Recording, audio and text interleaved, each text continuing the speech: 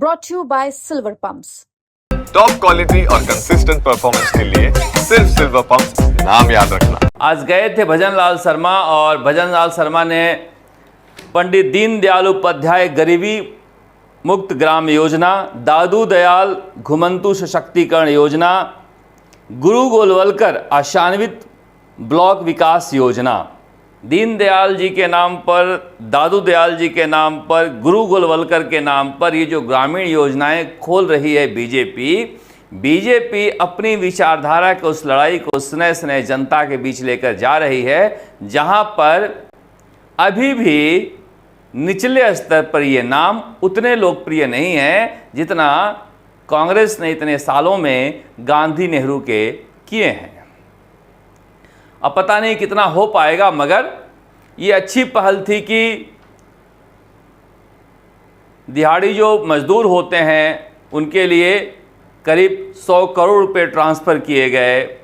इसके अलावा माटी कला के जो मजदूर हैं उनके लिए मशीन की जो घोषणा हुई थी उसकी शुरुआत हुई है।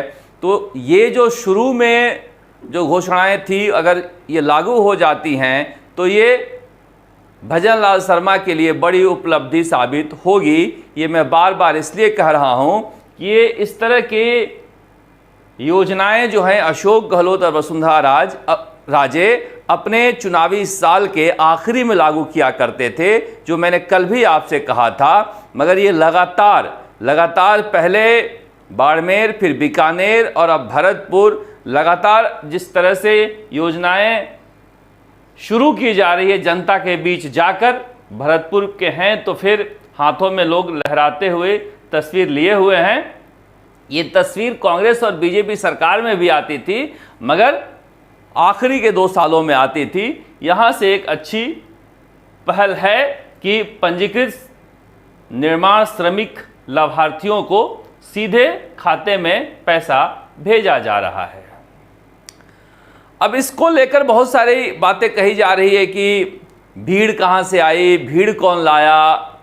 अब मेरे समझ में नहीं आता है कि जब ये सरकारी योजनाएं हैं, कोई इसमें कांग्रेस के महासचिव जैसे अशोक गहलोत के शासन में शुरू ऐसे सभाओं में जाया करते थे, प्रभारी या प्रदेश अध्यक्ष, उस तरह की तो बात है नहीं। ये सरकारी कार्यक्रम है। अगर सरकारी कार्यक्रम में आंगनबाड़ी के महिलाओं को कहा जाता है बाड़मेर में कि महिलाओं को लेकर कार्यक्रम यहाँ पर शुरू किया जा रहा है, आपको आना ही होगा, तो ये भाड़े की भीड़ नहीं है, क्योंकि इन्हीं महिला कार्यकर्ताओं के जो सरकारी महिला कर्मी हैं, इन्हीं के बल पर ये सारी योजनाएं लागू होनी है, इसलिए इनका होना जरूरी होता है। इसे आप किराए की भीड़ और भाड़े की भीड़ नहीं कह सकते। ये राजनीतिक रैली नहीं है, ये सरकारी योजनाओं की रैली है। ऐसे में ये कहना कि भजन लाल शर्मा धमकाकर बुला रहे हैं,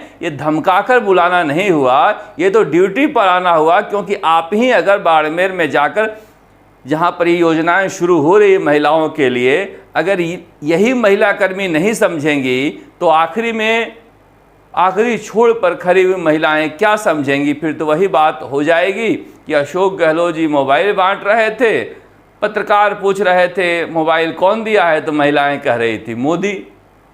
इससे बचना चाहिए। तो ये बेहतर है कि सरकारी महिला कर्मचारी जरूर इन योजनाओं के बारे में जानें और गांव-गांव जाकर इसे प्रचारित करें, तब जाकर कोई फायदा हो पाएगा।